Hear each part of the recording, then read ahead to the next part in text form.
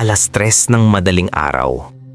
Oras kung saan tahimik ang buong mundo at sinasabing gising ang mga kaluluwa. Si Mara ay nagising dahil sa pagtunog ng kanyang cellphone. Unknown number. Dahan-dahan niya itong sinagot. Ngunit wala siyang narinig kundi isang mahaba, malamig na hingal. Pinatay niya agad ang tawag.